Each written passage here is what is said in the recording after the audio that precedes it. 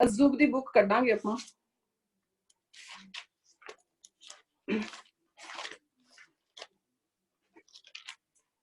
Hallelujah, thank you Jesus.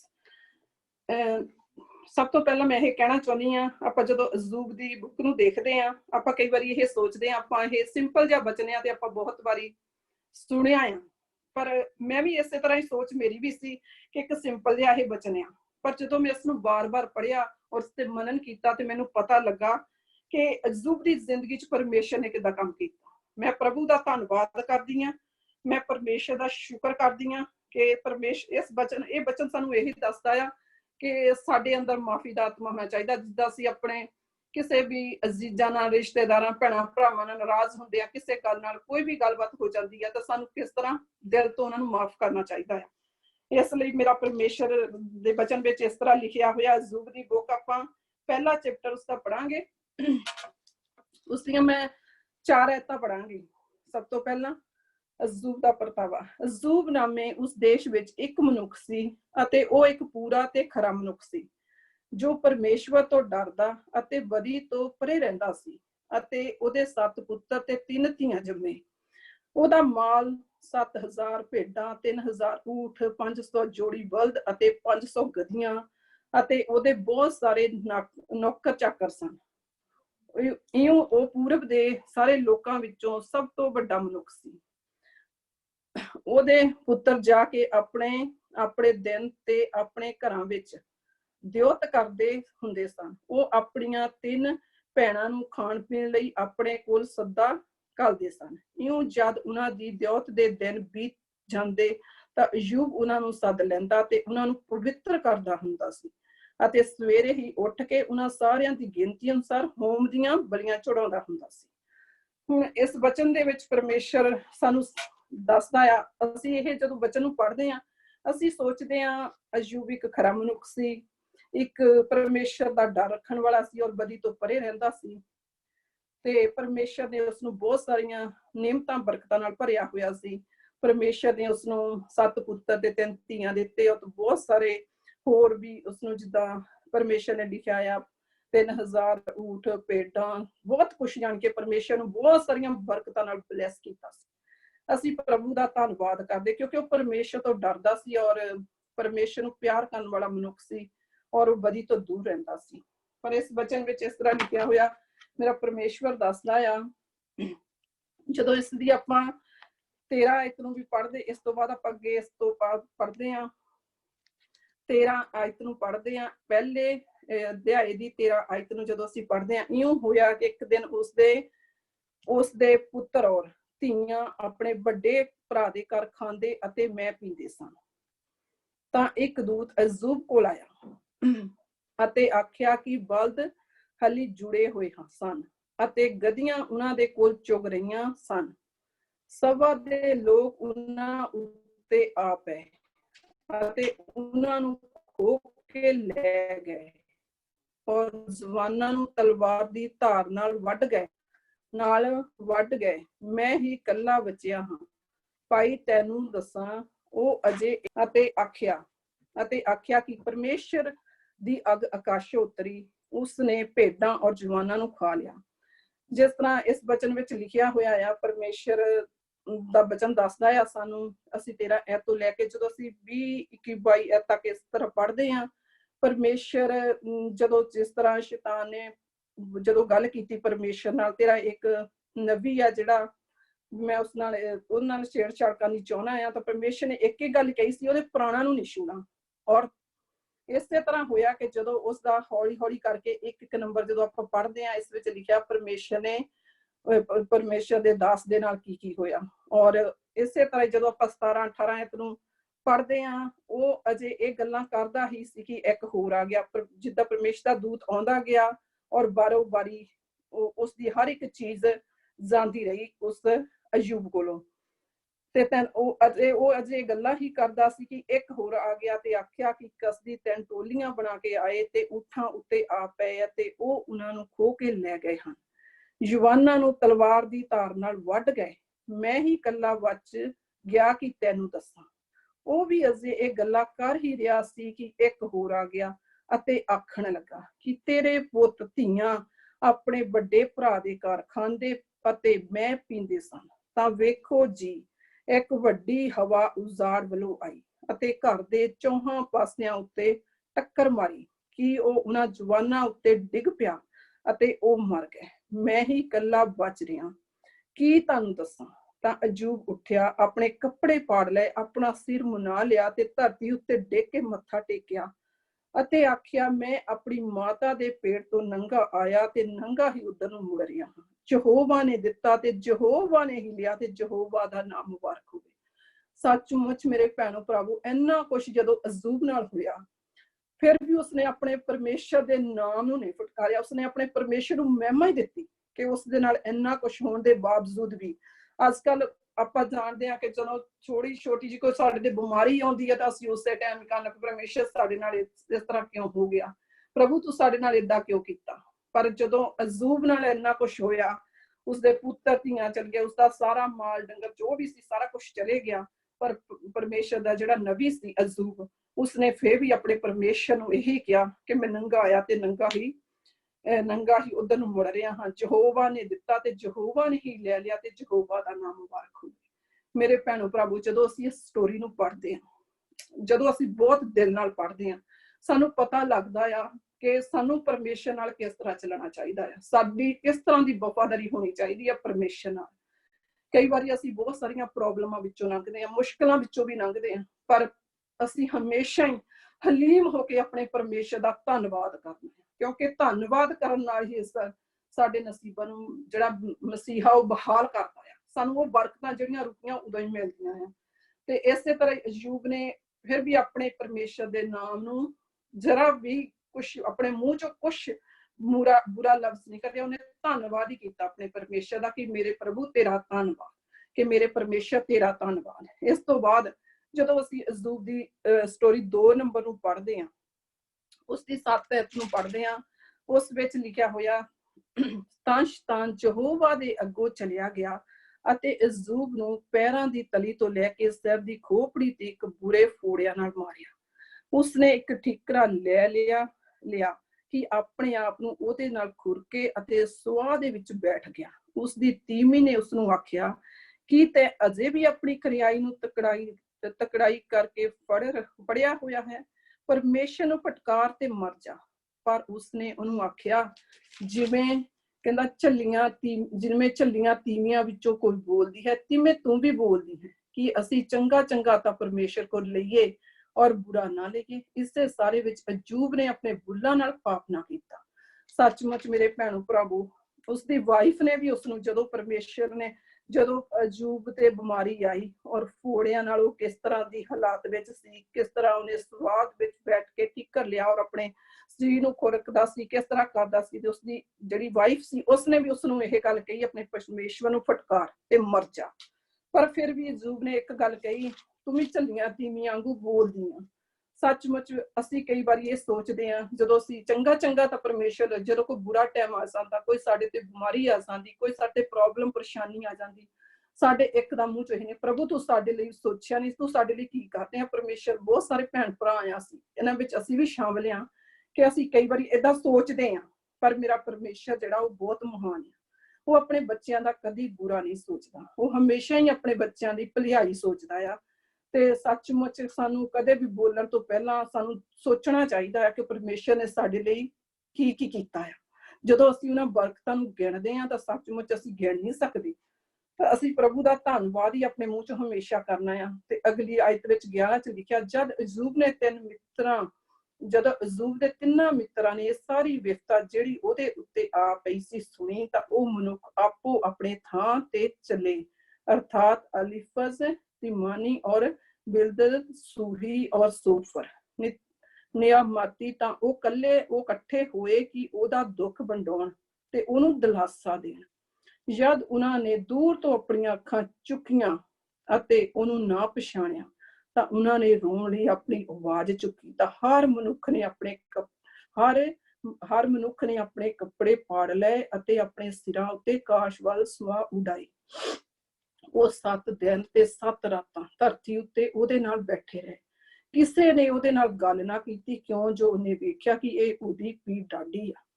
ਜਦੋਂ ਇਹਨਾਂ ਆਇਤਾਂ ਨੂੰ ਅਸੀਂ ਪੜ੍ਹਦੇ ਹਾਂ, ਇਹਦੇ ਵਿੱਚ ਅਯੂਬ ਦੇ ਜਦੋਂ 3 ਮਿੱਤਰ ਆਉਂਦੇ ਆ, ਉਹਨਾਂ ਨੇ ਵੀ ਆ ਕੇ ਉਸ ਨਾਲ ਦੁੱਖ ਵੰਡਾਉਣ ਦੀ ਜਦੋਂ ਕੋਸ਼ਿਸ਼ ਕੀਤੀ, ਉਹਨਾਂ ਨੇ ਵੀ ਆ ਕੇ 7 ਦਿਨ ਤੇ 7 ਰਾਤਾਂ ਲਿਖਿਆ ਆ ਵੀ ਉਹ ਵੀ ਉਹਦੇ ਕੋਲ ਬੈਠ ਗਏ, ਔਰ ਉਹਨਾਂ ਨੇ ਵੀ ਅਯੂਬ ਨਾਲ 7 ਦਿਨ ਤੇ 7 ਰਾਤਾਂ ਕੋਈ ਗੱਲਬਾਤ ਨਹੀਂ ਕੀਤੀ, ਸਿਰਫ ਰੋਂਦੇ ਹੀ ਰਹੇ ਤੇ ਉਹਨੂੰ ਵੀ ਰਵਾਉਂਦੇ ਰਹੇ ਤੇ ਆਪ ਵੀ ਰੋਂਦੇ ਰਹੇ। 7 ਦਿਨ ਤੇ 7 ਰਾਤਾਂ ਉਹ ਕੁਝ ਨਹੀਂ ਬੋਲੇ ਤੇ ਅਯੂਬ ਵੀ ਰੋਂਦਾ ਰਿਹਾ ਤੇ ਉਹਦੇ ਮਿੱਤਰ ਵੀ ਰੋਂਦੇ ਰਹੇ। ਇਹੋ ਜਿਹੀ ਤਸੱਲੀ ਆ ਸਾਡੇ ਜਿਹੜੇ ਮਿੱਤਰਚਾਰੀ ਦੀ ਬਾਹਰਲੀ ਆ, ਜਿਹੜਾ ਸਾਡਾ ਪਰਮੇਸ਼ਰ ਸਾਨੂੰ ਤਸੱਲੀ ਦਿੰਦਾ ਆ, ਉਹ ਭੈਣੋ ਭਰਾਵੋ ਇੱਕ ਅਜੀਬ ਆ। ਮੈਂ ਤੁਹਾਡਾ ਇਸ ਗੱਲ ਤੇ ਜਦੋਂ ਆਇਤ ਨੂੰ ਮੈਂ ਪੜ੍ਹਦੀ ਆ, ਬਾਰ-ਬਾਰ ਇਹਨਾਂ ਆਇਤਾਂ ਨੂੰ ਪੜ੍ਹਿਆ ਤਾਂ ਸੱਚਮੁੱਚ ਪਰਮੇਸ਼ਰ ਦਾ ਜਿਹੜਾ ਪਿਆਰ ਆ ਨਾ, ਉਹ ਮਹਾਨ ਆ। ਉਹਦੇ ਜਿਹਾ ਪਿਆਰ ਸਾਨੂੰ ਕੋਈ ਕਰ ਨਹੀਂ ਸਕਦਾ। ਇਸ ਆਇਤ ਵਿੱਚ ਅੱਗੋਂ ਪਰਮੇਸ਼ਰ ਅਯੂਬ ਨਾਲ ਕੀ ਹੁੰਦਾ ਤੇ ਆਪਾਂ ਦੇਖਦੇ, ਜਦੋਂ ਆਪਾਂ ਇਹ ਸਾਰੀਆਂ ਆਇਤਾਂ ਨੂੰ ਪੜ੍ਹਦੇ ਆ। ਇਸ ਤੋਂ ਬਾਅਦ ਅਸੀਂ ਜਦੋਂ ਥੈਂਕ ਯੂ ਜੀ, ਫਿਰ ਪਰਮੇਸ਼ਰ ਜਦੋਂ ਗੱਲਬਾਤ ਕਰ, ਫਿਰ ਉਸਦੇ ਜਿਹੜੇ ਮਿੱਤਰ ਸੀਗੇ, ਜਦੋਂ ਇੱਕ ਸੀਗਾ ਅਲੀਫਜ਼, ਤਿਮਾਨੀ, ਬਿਲਦਦ, ਸੂਹੀ ਤੇ ਸੋਫਰ, ਇਹਨਾਂ ਨੇ ਬਾਰੀ ਜਦੋਂ ਅਯੂਬ ਨਾਲ ਗੱਲ ਕੀਤੀ ਔਰ ਅਯੂਬ ਨੂੰ ਕਿਹਾ, ਤੂੰ ਕੋਈ ਪਾਪ ਕੀਤਾ ਹੋਣਾ ਆ, ਤੂੰ ਕੋਈ ਗੁਨਾਹ ਕੀਤਾ ਹੋਣਾ ਆ, ਧਰਮੀ ਨਾਲ ਇਸ ਤਰ੍ਹਾਂ ਹੋ ਨਹੀਂ ਸਕਦਾ ਜਿਸ ਤਰ੍ਹਾਂ ਤੇਰੇ ਨਾਲ ਹੋਇਆ ਆ। ਔਰ ਅਯੂਬ ਉਹਨਾਂ ਦੀਆਂ ਗੱਲਾਂ ਨੂੰ ਸੁਣਦਾ ਰਿਹਾ। ਉਹਨਾਂ ਨੇ ਬਹੁਤ ਸਾਰੀਆਂ ਗੱਲਾਂ ਕੀਤੀਆਂ, ਬਾਰੀ ਅਯੂਬ ਨੂੰ ਕਿਹਾ ਵੀ ਮਤਲਬ ਕਿ ਤੇਰੇ ਨਾਲ ਇਸ ਤਰ੍ਹਾਂ ਕਿੱਦਾਂ ਹੋਇਆ, ਇਸ ਤਰ੍ਹਾਂ ਕਿਉਂ ਹੋਇਆ, ਤੂੰ ਕੋਈ ਗੁਨਾਹ ਕੀਤਾ, ਕੋਈ ਪਾਪ ਕੀਤਾ, ਤੂੰ ਮਾਫੀ ਮੰਗ ਪਰਮੇਸ਼ਰ ਤੋਂ। ਸੱਚਮੁੱਚ ਜਦੋਂ ਇਹਨਾਂ ਗੱਲਾਂ ਆਇਤਾਂ ਨੂੰ ਅਸੀਂ ਪੜ੍ਹਦੇ ਹਾਂ ਤੇ ਇਸ ਤੋਂ ਬਾਅਦ ਸਾਨੂੰ ਪਤਾ ਚੱਲਦਾ ਆ ਕਿ ਅਸੀਂ ਜਦੋਂ ਦੇਖਦੇ ਹਾਂ,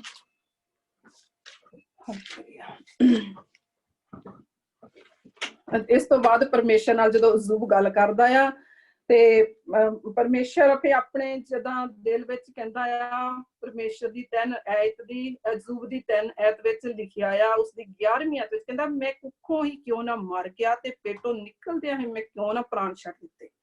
ਮੇਰੇ ਭੈਣੋ ਭਰਾਵੋ, ਜਦੋਂ ਅਯੂਬ ਨੇ ਵੀ ਇਸ ਤਰ੍ਹਾਂ ਕਿਹਾ ਆਪਣੇ ਆਪ ਨੂੰ, ਪਰ ਉਸਨੇ ਆਪਣੇ ਮੂੰਹ ਚੋਂ ਆਪਣੇ ਪਰਮੇਸ਼ਰ ਨੂੰ ਕੋਈ ਮਾੜਾ ਲਫ਼ਜ਼ ਨਹੀਂ ਕਿਹਾ। ਉਸਨੇ ਧੰਨਵਾਦ ਹੀ ਕੀਤਾ ਕਿ ਮੇਰਾ ਪਰਮੇਸ਼ਰ ਭਲਾ। ਉਹ ਸਾਰੀਆਂ ਗੱਲਾਂ ਆਪਣੇ ਮਿੱਤਰਾਂ ਦੀਆਂ ਸੁਣਦਾ ਰਿਹਾ। ਸੱਚਮੁੱਚ ਕਈ ਵਾਰੀ ਅਸੀਂ ਏਦਾਂ ਦੀਆਂ ਪਰੇਸ਼ਾਨੀਆਂ ਦੇ ਵਿੱਚ ਆ ਜਾਂਦੇ ਹਾਂ, ਏਦਾਂ ਦੇ ਦੁੱਖਾਂ ਵਿੱਚੋਂ ਦੀ ਸਾਨੂੰ ਵੀ ਲੰਘਣਾ ਪੈਂਦਾ ਆ। ਪਰ ਮੇਰੇ ਭੈਣੋ ਤੇ ਭਰਾਵੋ, ਜਿਹੜਾ ਪ੍ਰਭੂ ਦਾ ਵਚਨ ਆ ਉਹ ਸੱਚਾ ਆ, ਉਹਦੇ ਜਿਹੜੇ ਵਾਅਦੇ ਆ ਉਹ ਸੱਚੇ ਆ, ਉਹਦਾ ਜਿਹੜਾ ਪਿਆਰ ਆ ਉਹ ਸੱਚਾ ਆ। ਉਹਦੇ ਜਿਹਾ ਪਿਆਰ ਸਾਨੂੰ ਕੋਈ ਕਰ ਨਹੀਂ ਸਕਦਾ। ਜਦੋਂ ਇਸ ਸਟੋਰੀ ਨੂੰ ਅਸੀਂ ਪੜ੍ਹਦੇ ਹਾਂ ਤੇ ਇਸ ਤੇ ਮਨਨ ਕਰਦੇ, ਸੱਚਮੁੱਚ ਅਸੀਂ ਦੇਖਦੇ ਹਾਂ ਕਿ ਪਰਮੇਸ਼ਰ ਨੇ ਜਿਹਨੂੰ ਅਯੂਬ ਨੂੰ ਇੰਨੀ ਬਰਕਤ ਦਿੱਤੀ ਸੀ, ਤੇ ਜਦੋਂ ਉਹ ਉਹਦੇ ਕੋਲ ਇੱਕ ਕਰਕੇ ਗਈ ਤਾਂ ਅਯੂਬ ਨੇ ਪਰਮੇਸ਼ਰ ਨੂੰ ਫਿਰ ਵੀ ਕੁਛ ਆਪਣੇ ਮੂੰਹ ਚੋਂ ਨਾ ਕਿਹਾ। ਉਹਦੇ ਮਿੱਤਰਾਂ, ਯਾਰਾਂ, ਦੋਸਤਾਂ ਨੇ ਵੀ ਉਸਨੂੰ ਬਹੁਤ ਕੁਛ ਕਿਹਾ, ਤਾਨੇ ਮਿਹਣੇ, ਬਹੁਤ ਬੁਰਾ ਭਰਾ ਬੋਲਿਆ, ਤੇ ਪਰ ਫਿਰ ਵੀ ਉਹ ਆਪਣੇ ਮੂੰਹ ਚੋਂ ਕੁਛ ਬੋਲਿਆ ਨਹੀਂ। ਜਦੋਂ ਆਪਾਂ ਇਸ ਤੋਂ ਪੜ੍ਹਦੇ ਹਾਂ, ਲਾਸਟ ਵਾਲੀ ਬੁੱਕ ਨੂੰ ਪੜ੍ਹਦੇ, ਲਾਸਟ ਵਿੱਚ ਜਾਂਦੇ ਹਾਂ 42 ਅਯੂਬ 42 ਨੂੰ 42 ਨੂੰ, ਉਸ ਵਿੱਚ ਜਦੋਂ ਜਾਂਦੇ ਹਾਂ ਅਸੀਂ ਤੇ ਉਸਦੀ ਜਦੋਂ 7 ਆਇਤ ਨੂੰ ਅਸੀਂ ਪੜ੍ਹਦੇ ਹਾਂ ਤਾਂ ਇਉਂ ਹੋਇਆ, ਕਹਿੰਦਾ ਇਉਂ ਹੋਇਆ ਜਦ ਯਹੋਵਾ ਇਹ ਗੱਲਾਂ ਅਯੂਬ ਨਾਲ ਬੋਲ ਚੁੱਕਿਆ, ਤਦ ਯਹੋਵਾ ਨੇ ਅਲੀਫਜ਼ ਤਿਮਾਨੀ ਨੂੰ ਆਖਿਆ, ਮੇਰਾ ਕ੍ਰੋਧ ਤੇਰੇ ਉੱਤੇ ਅਤੇ ਤੇਰੇ ਦੋਹਾਂ ਮਿੱਤਰਾਂ ਉੱਤੇ ਭੜਕ ਉੱਠਿਆ ਹੈ, ਕਿਉਂ ਜੋ ਤੁਸੀਂ ਮੇਰੇ ਵਿਖੇ ਕਹਿੰਦਾ ਸੱਚ ਨਹੀਂ ਬੋਲੇ। Hallelujah, thank you Jesus, glory to Jesus. ਪਿਆਰੇ ਪ੍ਰਭੂ ਤੇਰਾ ਧੰਨਵਾਦ। ਕਹਿੰਦਾ ਮੇਰੇ ਵਿਖੇ ਤੁਸੀਂ ਸੱਚ ਨਹੀਂ ਬੋਲੇ, ਜਿਵੇਂ ਮੇਰਾ ਦਾਸ ਅਯੂਬ ਬੋਲਿਆ। ਸੋ ਹੁਣ ਕਹਿੰਦਾ ਆਪਣੇ ਲਈ 7 ਬਲਦ ਅਤੇ 7 ਛਤਰੇ ਲਾਓ ਅਤੇ ਮੇਰੇ ਦਾਸ ਅਯੂਬ ਕੋਲ ਚਲੋ ਅਤੇ ਆਪਣੇ ਲਈ ਹੋਮ ਦੀ ਬਲੀ ਚੜਾਓ ਅਤੇ ਮੇਰਾ ਦਾਸ ਅਯੂਬ ਤੁਹਾਡੇ ਲਈ ਪ੍ਰਾਰਥਨਾ ਕਰੇਗਾ। ਮੈਂ ਤਾਂ ਉਹਨੂੰ ਮੰਨਾਂਗਾ, ਭਾਈ ਮੈਂ ਤੁਹਾਡੇ ਨਾਲ ਤੁਹਾਡੀ ਮੂਰਖਤਾਈ ਅਨੁਸਾਰ ਨਾ ਕਰਾਂ, ਕਿਉਂ ਜੋ ਤੁਸੀਂ ਮੇਰੇ ਵਿਖੇ ਸੱਚ ਨਹੀਂ ਬੋਲੇ, ਜਿਵੇਂ ਮੇਰਾ ਦਾਸ ਅਯੂਬ ਬੋਲਿਆ। ਤਾਂ ਹਾਲੇਲੂਇਆ, ਥੈਂਕ ਯੂ ਜੀਸਸ। ਤਾਂ ਅਲੀਫਜ਼, ਤਿਮਾਨੀ, ਬਿਲਦਦ, ਸੂਹੀ ਤੇ ਸੋਫਰ ਨਿਤਾਮੀ ਗਏ ਅਤੇ ਜਿਵੇਂ ਯਹੋਵਾ ਉਹਨਾਂ ਨੂੰ ਬੋਲਿਆ ਸੀ ਤਿਵੇਂ ਹੀ ਕੀਤਾ, ਤਾਂ ਯਹੋਵਾ ਨੇ ਅਯੂਬ ਦੀਆਂ ਗੱਲਾਂ ਨੂੰ ਮੰਨ ਲਿਆ। ਜਦੋਂ ਪਰਮੇਸ਼ਰ ਨੇ ਅਯੂਬ ਦੇ ਜਿਹੜੇ ਫਰੈਂਡਸ ਸੀ, ਮਿੱਤਰ ਸੀਗੇ, ਉਹਨਾਂ ਨੂੰ ਕਿਹਾ ਕਿ ਜਿਸ ਤਰ੍ਹਾਂ ਅਯੂਬ ਸੱਚ ਬੋਲਦਾ ਆ ਉਸੇ ਤਰ੍ਹਾਂ ਤੁਸੀਂ ਮੇਰੇ ਵਿਖੇ ਸੱਚ ਨਹੀਂ ਬੋਲੇ। ਮੈਂ ਤੁਹਾਡੀਆਂ ਗਲਤੀਆਂ ਨੂੰ, ਜੋ ਤੁਸੀਂ ਬੋਲਿਆ, ਜੋ ਤੁਸੀਂ ਕੀਤਾ, ਮੈਂ ਉਹਨਾਂ ਨੂੰ ਮਾਫ ਕਰ ਸਕਦਾ ਆ। ਜਦੋਂ ਤੁਸੀਂ ਪਰਮੇਸ਼ਰ ਦਾ ਜਿਹੜਾ ਦਾਸ ਸੀ ਅਯੂਬ, ਉਹਦੇ ਕੋਲ ਤੁਸੀਂ ਜਾਓਗੇ ਔਰ ਜਿਸ ਤਰ੍ਹਾਂ ਮੈਂ ਤੁਹਾਨੂੰ ਕਿਹਾ ਆ ਉਸ ਤਰ੍ਹਾਂ ਕਰੂੰਗੇ। ਤੇ ਇਸ ਵਿੱਚ ਇਹ ਸਾਨੂੰ ਸਿੱਖਿਆ ਮਿਲਦੀ ਆ ਕਿ ਪਰਮੇਸ਼ਰ ਦਾ ਜਿਹੜਾ ਵਚਨ ਆ ਉਹ ਸੱਚਾ ਆ, ਉਹ ਦੋ ਧਾਰੀ ਤਲਵਾਰ ਆ। ਸਾਨੂੰ ਸਮਝਣਾ ਚਾਹੀਦਾ ਆ, ਬੋਲਣ ਤੋਂ ਪਹਿਲਾਂ ਵੀ ਸੋਚਣਾ ਚਾਹੀਦਾ ਆ ਕਿ ਪਰਮੇਸ਼ਰ ਦਾ ਵਚਨ ਕੀ ਕਹਿੰਦਾ ਆ। Hallelujah, thank you Jesus, glory. ਉਹ ਪ੍ਰਭੂ ਤੇਰਾ ਧੰਨਵਾਦ। ਹਾਲੇ ਤਾਂ ਇਉਂ ਹੋਇਆ, ਯਹੋਵਾ ਇਹ ਗੱਲਾਂ ਅਯੂਬ ਨਾਲ ਬੋਲ ਚੁੱਕਾ ਤਾਂ ਯਹੋਵਾ ਨੇ ਆਪਣੇ ਅਲੀਫਜ਼ ਦੀ ਮਾਨੀ ਨੂੰ ਆਖਿਆ, ਮੇਰਾ ਕਰੋਧ ਤੇਰੇ ਉੱਤੇ ਔਰ ਤੇਰੇ ਦੋਹਾਂ ਮਿੱਤਰਾਂ ਉੱਤੇ ਭੜਕ ਉੱਠਿਆ ਹੈ, ਕਿਉਂ ਜੋ ਤੁਸੀਂ ਮੇਰੇ ਵਿਖੇ ਸੱਚ ਨਹੀਂ ਬੋਲੇ। ਤਾਂ ਜਿਵੇਂ ਮੇਰਾ ਦਾਸ ਅਯੂਬ ਬੋਲਿਆ, ਪਰਮੇਸ਼ਰ ਨੇ ਉਹਨਾਂ ਨੂੰ ਕਿਹਾ ਵੀ ਜਿਸ ਤਰ੍ਹਾਂ ਮੇਰਾ ਦਾਸ ਅਯੂਬ ਮੇਰੇ ਵਿਖੇ ਸੱਚ ਬੋਲਦਾ, ਉਸੇ ਤਰ੍ਹਾਂ ਤੁਸੀਂ ਸੱਚ ਨਹੀਂ ਬੋਲੇ ਹੈਗੇ। ਤੇ ਉਹ ਬਹੁਤ ਜਾਣੀ ਕਿ ਆਪਣੇ ਆਪ ਵਿੱਚ ਸੋਚਦੇ ਸੀਗੇ ਵੀ ਅਸੀਂ ਬਹੁਤ ਕੁਛ ਗੱਲਾਂ ਕੀਤੀਆਂ, ਜਾਣੀ ਕਿ ਅਯੂਬ ਨੂੰ ਬਹੁਤ ਕੁਛ। ਉਹ ਕਹਿੰਦਾ ਮਾਫੀ, ਪਰਮੇਸ਼ਰ ਕਹਿੰਦਾ ਇੱਕੋ ਗੱਲ ਤੋਂ ਤੁਹਾਨੂੰ ਹੁਣ ਮਿਲਣੀ ਆ ਵੀ ਤੁਸੀਂ ਅਯੂਬ ਕੋਲ ਚਲੇ ਜਾਓ। ਔਰ ਜੇ ਅਯੂਬ ਹੁਣ ਆਪਣੇ 7 ਕਹਿੰਦਾ ਬਲਦ 7 ਛਤਰੇ ਲਾਓ ਤੇ ਮੇਰੇ ਦਾਸ ਅਯੂਬ ਕੋਲ ਚਲੋ ਤੇ ਆਪਣੇ ਲਈ ਕਹਿੰਦਾ ਹੋਮ ਦੀ ਬਲੀ ਚੜਾਓ ਅਤੇ ਮੇਰੇ ਦਾਸ ਅਯੂਬ ਤੁਹਾਡੇ ਲਈ ਪ੍ਰਾਰਥਨਾ ਕਰੂਗਾ। ਕਿ ਪਰਮੇਸ਼ਰ ਨੇ ਕਿਹਾ ਜਦੋਂ ਅਯੂਬ ਤੁਹਾਡੇ ਲਈ ਪ੍ਰਾਰਥਨਾ ਕਰੇਗਾ ਅਤੇ ਮੈਂ ਤਾਂ ਉਹਨੂੰ ਮੰਨਾਂਗਾ। ਭਾਈ ਮੈਂ ਤੁਹਾਡੇ ਨਾਲ ਤੁਹਾਡੀ ਮੂਰਖਤਾਈ ਦੇ ਅਨੁਸਾਰ ਨਾ ਕਰਾਂ, ਕਿਉਂ ਜੋ ਤੁਸੀਂ ਮੇਰੇ ਵਿਖੇ ਸੱਚ ਨਹੀਂ ਬੋਲੇ ਜਿਵੇਂ ਮੇਰਾ ਦਾਸ ਅਯੂਬ ਬੋਲਿਆ। Hallelujah, thank you Jesus. ਇਸ ਤੋਂ ਬਾਅਦ ਅਸੀਂ ਇਸ ਦੀ 10 ਐਤ ਨੂੰ ਪੜ੍ਹਦੇ ਹਾਂ। ਜਦੋਂ ਅਯੂਬ ਆਪਣੇ ਮਿੱਤਰਾਂ ਲਈ ਪ੍ਰਾਰਥਨਾ ਕਰ ਚੁੱਕਿਆ ਤਾਂ ਅਯੂਬ ਦੇ ਨਸੀਬਾਂ ਨੂੰ, ਜਦੋਂ ਅਯੂਬ ਆਪਣੇ ਮਿੱਤਰਾਂ ਲਈ ਪ੍ਰਾਰਥਨਾ ਕਰ ਚੁੱਕਾ ਤਾਂ ਯਹੋਵਾ ਨੇ ਅਯੂਬ ਦੇ ਨਸੀਬਾਂ ਨੂੰ ਬਹਾਲ ਕਰ ਦਿੱਤਾ। ਜੋ ਕੁਝ ਅਯੂਬ ਦੇ ਕੋਲ ਸੀ ਯਹੋਵਾ ਨੇ ਦੁੱਗਣਾ ਕਰਕੇ ਦਿੱਤਾ। ਕਈ ਵਾਰੀ ਜਦੋਂ ਅਸੀਂ ਇਸ ਸਟੋਰੀ ਨੂੰ ਪੜ੍ਹਦੇ ਹਾਂ ਤੇ ਅਸੀਂ ਸੋਚਦੇ ਹਾਂ ਵੀ ਜਿਸ ਤਰ੍ਹਾਂ ਅਯੂਬ ਇੱਕ ਖਰਾ ਮਨੁੱਖ ਸੀ, ਵਫਾਦਾਰੀ ਨਾਲ ਚੱਲਣ ਵਾਲਾ ਸੀ, ਪਰਮੇਸ਼ਰ ਨੂੰ ਬਹੁਤ ਮੰਨਦਾ ਸੀ ਤੇ ਉਸ ਦੇ ਨਾਲ ਜਿਸ ਤਰ੍ਹਾਂ ਹੋਇਆ ਤੇ ਉਸ ਤੋਂ ਬਾਅਦ ਅਯੂਬ ਨੇ ਆਪਣੇ ਮੂੰਹ ਚੋਂ ਪਰਮੇਸ਼ਰ ਲਈ ਕੁਛ ਬੁਰਾ ਨਹੀਂ ਕਿਹਾ, ਉਹਦਾ ਧੰਨਵਾਦ ਹੀ ਕੀਤਾ, ਉਹਦਾ ਨਾਂ ਉੱਚਾ ਕੀਤਾ, ਉਹਦੇ ਨਾਂ ਨੂੰ ਉੱਚਾ ਕੀਤਾ ਤੇ ਪਰਮੇਸ਼ਰ ਨੇ ਉਹਨੂੰ ਡਬਲ ਕਰਕੇ ਦਿੱਤਾ। ਮੇਰੇ ਭੈਣੋ ਭਰਾਵੋ, ਇਸ ਸਟੋਰੀ ਨੂੰ ਜਦੋਂ ਅਸੀਂ ਗਹਿਰਾਈ ਨਾਲ ਪੜ੍ਹਦੇ ਹਾਂ, ਇਹਦਾ ਮਤਲਬ ਇਹ ਨਹੀਂ, ਇਹਦਾ ਮਤਲਬ ਇਹ ਆ ਕਿ ਜਦੋਂ ਉਸਦੇ ਜਿਹੜੇ ਫਰੈਂਡ ਸੀ ਉਹਦੇ ਕੋਲ ਆਏ ਸੀ, ਉਹਦੇ ਕੋਲ ਬੈਠੇ, ਉਹਨੂੰ ਬਹੁਤ ਕੁਛ ਪਰਮੇਸ਼ਰ ਬਾਰੇ ਵੀ ਉਹਨਾਂ ਨੇ ਕਿਹਾ ਕਿ ਤੂੰ ਧਰਮੀ ਨਹੀਂ, ਤੂੰ ਕੋਈ ਪਾਪ ਕੀਤਾ ਹੋਣਾ ਆ ਤਾਂ ਪਰਮੇਸ਼ਰ ਨੇ ਇਹਦੇ ਨਾਲ ਏਦਾਂ ਕੀਤੀ ਹੋਣੀ ਆ।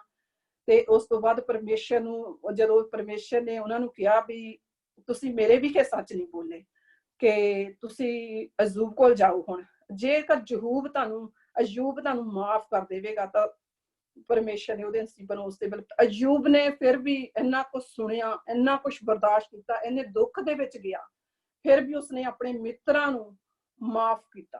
ਕਿਉਂਕਿ ਮਾਫੀ ਇੱਕ ਸਭ ਤੋਂ ਵੱਡੀ ਜਿਹੜੀ, ਜਦੋਂ ਅਸੀਂ ਮਾਫ ਨਹੀਂ ਕਿਸੇ ਨੂੰ ਦਿਲ ਤੋਂ ਕਰਦੇ ਹਨ, ਉਸ ਟਾਈਮ ਅਸੀਂ ਰੋਜ਼ ਪ੍ਰਾਰਥਨਾ ਕਰਦੇ, ਬਾਈਬਲ ਪੜ੍ਹਦੇ, ਫਾਸਟਿੰਗ ਕਰਦੇ ਹਾਂ, ਅਸੀਂ ਕਹਿੰਦੇ ਪਰਮੇਸ਼ਰ ਅਸੀਂ ਸਭ ਕੁਛ ਕਰ ਰਹੇ ਹਾਂ, ਪਰ ਕਈ ਵਾਰ ਸਾਡੀਆਂ ਬਰਕਤਾਂ ਉੱਥੇ ਰੁਕ ਜਾਂਦੀਆਂ ਜਦੋਂ ਅਸੀਂ ਦੂਜਿਆਂ ਨੂੰ ਮਾਫ ਨਹੀਂ ਕਰਦੇ। ਮੇਰੇ ਭੈਣੋ ਭਰਾਵੋ, ਅਗਰ ਜੇਕਰ ਤੁਹਾਡੇ ਕੋਲ ਕਿਸੇ ਤਰ੍ਹਾਂ ਦੀ ਵੀ ਤੁਹਾਡਾ ਕੋਈ ਰਿਸ਼ਤੇਦਾਰ, ਭੈਣ ਭਾਈ, ਤੁਹਾਡਾ ਮਾਂ ਬਾਪ, ਤੁਹਾਡਾ ਕੋਈ ਅਜੀਜ਼ ਤੁਹਾਡੇ ਨਾਲ ਨਾਰਾਜ਼ ਆ, ਕਿਸੇ ਤਰ੍ਹਾਂ ਦੀ ਵੀ ਕਈ ਵਾਰੀ ਅੰਡਰਸਟੈਂਡਿੰਗ ਹੋ ਜਾਂਦੀ, ਆਪਣੇ ਵਿੱਚ ਲੜਾਈਆਂ ਝਗੜੇ ਹੁੰਦੇ ਆ, ਨਾਰਾਜ਼ਗੀਆਂ ਹੁੰਦੀਆਂ ਆਪਣੇ, ਜਦੋਂ ਆਪਾਂ ਦਿਲ ਤੋਂ ਉਹਨਾਂ ਨੂੰ ਮਾਫ ਨਹੀਂ ਕਰਦੇ ਤਾਂ ਸਾਡੀਆਂ ਬਰਕਤਾਂ ਉੱਥੇ ਰੁਕ ਜਾਂਦੀਆਂ। ਇਸ ਜਿਹੜਾ ਇਹ ਬਚਨ ਆ, ਇਹਦਾ ਮਤਲਬ ਇਹ ਹੀ ਆ, ਅਯੂਬ ਨੇ ਫਿਰ ਵੀ ਆਪਣੇ ਯਾਰਾਂ ਦੋਸਤਾਂ ਲਈ ਉਸੇ ਟਾਈਮ ਪ੍ਰਾਰਥਨਾ ਕਰਦੀ। ਅਯੂਬ ਨੇ ਇਹ ਨਹੀਂ ਕਿਹਾ ਜਾਓ ਮੈਂ ਨਹੀਂ ਤੁਹਾਡੇ ਲਈ ਪ੍ਰਾਰਥਨਾ ਕਰਨੀ, ਤੁਸੀਂ ਮੈਨੂੰ ਬਹੁਤ ਬੁਰਾ ਭਲਾ ਬੋਲਿਆ, ਤੁਸੀਂ ਮੇਰੇ ਲਈ ਬਹੁਤ ਗਲਤ ਸੋਚਿਆ। ਇਸੇ ਤਰ੍ਹਾਂ ਨਹੀਂ ਅਯੂਬ ਨੇ ਕਿਹਾ, ਉਸਨੇ ਫਿਰ ਵੀ ਆਪਣੇ ਮਿੱਤਰਾਂ ਨੂੰ ਦਿਲ ਤੋਂ ਮਾਫ ਕੀਤਾ ਔਰ ਉਹਨਾਂ ਲਈ ਪ੍ਰਾਰਥਨਾ ਕੀਤੀ। ਜਦੋਂ ਅਯੂਬ ਨੇ ਉਹਨਾਂ ਲਈ ਪ੍ਰਾਰਥਨਾ ਕੀਤੀ ਤੇ ਮੇਰੇ ਯਹੋਵਾ ਨੇ ਉਹਦੇ ਨਸੀਬਾਂ ਨੂੰ ਬਹਾਲ ਕਰ ਦਿੱਤਾ। ਉਹ ਮੇਰੇ ਖੁਦਾ, ਹਾਲੇਲੂਇਆ, ਸੱਚਮੁੱਚ ਮੇਰਾ ਯੀਸ਼ੂ ਮਹਾਨ ਹੈ। ਸੱਚਮੁੱਚ ਜਦੋਂ ਭੈਣੋ ਭਰਾਵੋ ਸਾਨੂੰ ਦਿਲ ਤੋਂ, ਹਮੇਸ਼ਾ ਹੀ ਦਿਲ ਤੋਂ ਮਾਫ ਕਰਨ ਦੀ ਲੋੜ ਆ। ਜਦੋਂ ਅਸੀਂ ਦਿਲ ਤੋਂ ਮਾਫ ਕਰਦੇ ਹਾਂ ਤਾਂ ਪਰਮੇਸ਼ਰ ਉਸਦੇ ਵਕਤ ਸਾਡੀਆਂ ਬਰਕਤਾਂ ਸਾਨੂੰ ਦਿੰਦਾ ਹੈ। ਜਦੋਂ ਅਸੀਂ ਆਪਣੇ ਦਿਲ ਵਿੱਚ ਕੁਝ ਰੱਖ ਲੈਂਦੇ ਹਾਂ, ਕਲੀਅਰ ਹੀ ਮਾਫ ਨਹੀਂ ਕਰਦੇ, ਫਿਰ ਉਹ ਬਰਕਤਾਂ ਸਾਡੀਆਂ ਰੁਕ ਜਾਂਦੀਆਂ।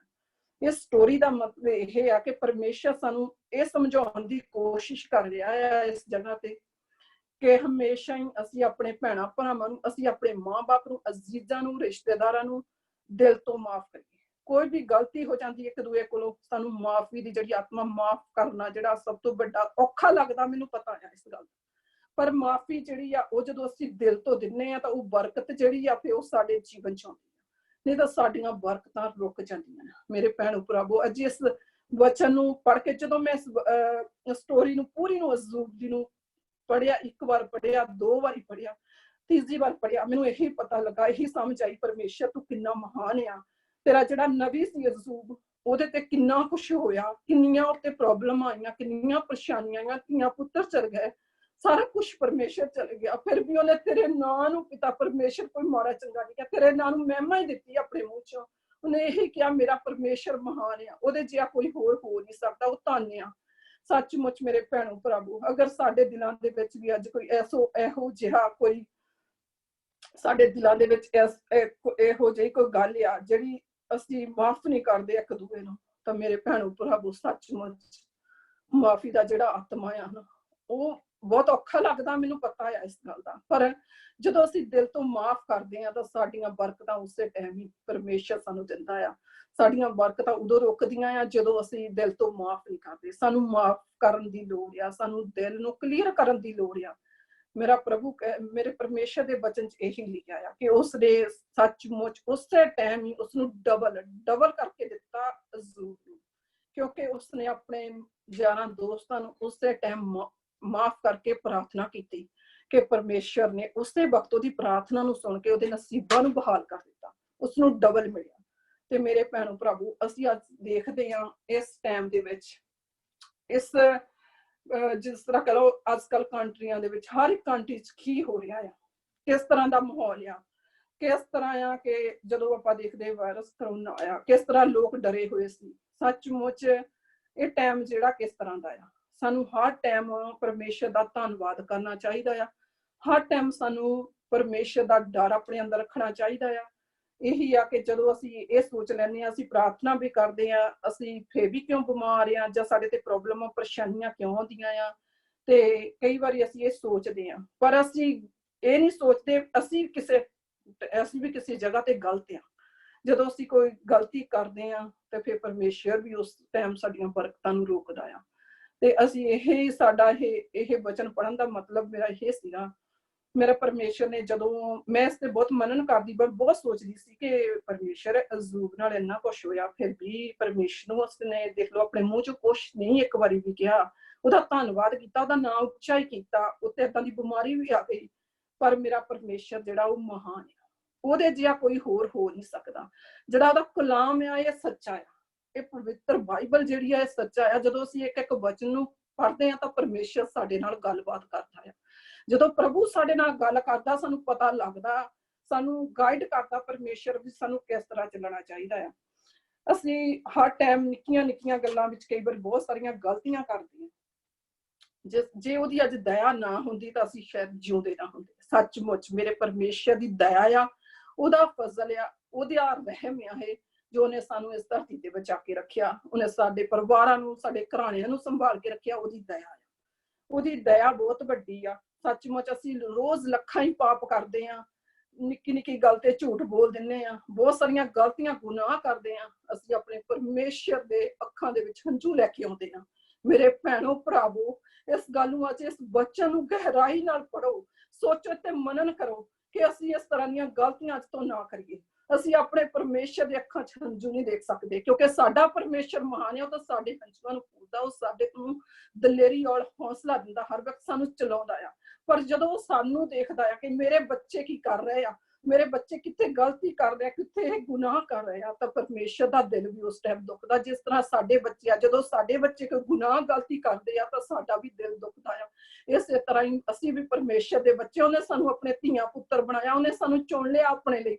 ਮੇਰੇ ਪਰਮੇਸ਼ਰ ਦਾ ਧੰਨਵਾਦ, ਕਿਉਂਕਿ ਉਹਦਾ ਨਾਮ ਉੱਚਾ ਹੋਵੇ, ਉਹਦਾ ਨਾਮ ਮੁਬਾਰਕ ਹੋਵੇ ਕਿ ਪਰਮੇਸ਼ਰ ਜਿਹਾ ਕੋਈ ਹੋਰ ਹੋ ਨਹੀਂ ਸਕਦਾ। ਇਸ ਵਚਨ ਦੇ ਵਿੱਚ ਪਿਤਾ ਪਰਮੇਸ਼ਰ ਨੇ, ਜਦੋਂ ਮੈਂ ਇਹ ਵਚਨ ਨੂੰ ਪੜ੍ਹਿਆ ਤਾਂ ਇਸ ਵਿੱਚ ਮੈਨੂੰ ਬਹੁਤ ਬਰਕਤ ਮਿਲੀ। ਮੈਂ ਪ੍ਰਭੂ ਦਾ ਧੰਨਵਾਦ ਕੀਤਾ। ਮੈਂ ਪਰਮੇਸ਼ਰ सचमुच तू साडियां बंद अखां नूं खोलिया कि जदों असीं इस वचन नूं पढ़दे सानूं पता लगदा भी सानूं माफ करना बहुत जरूरी आ कि किसी भी हालत विच हर तरह किसी तरह की गलबात हो जाए सानूं माफी जिहड़ी आ जरूर माफ करना चाहिए दिल तो अपने माँ बाप नूं अपने भैणां भरावां नूं अपने अजीजां नूं अपने रिश्तेदारां नूं अपने फ्रेंडां नूं किसी भी तरह की तुहाडे दिल विच कोई भी गलबात अज तो पिता परमेश्वर तुहानूं इह बल देवे शक्ति देवे कि तुसीं उन्हां नूं माफ कर सको। सचमुच मैं इस तो अगे जरमाया 9 नूं पढ़ांगी उसका बाब विच थोड़ा जिहा पढ़ांगी होर।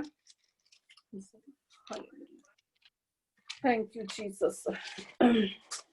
सिस्टर जी तुसी दोबारा दसोगे जरमाया दा केड़ा है? 9 ओदी 23 ते 24 आयत नूं आपां पढ़ांगे। ठीक है।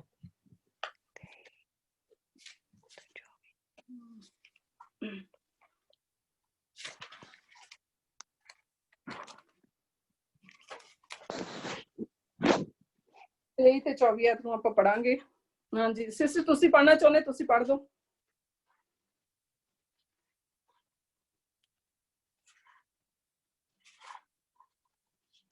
हेलो जी मैं पढ़ रही हूँ। यरमिया दी किताब ओदा 9वां बाब ओदी 23 ते 24 आयत मैं पढ़ांगी।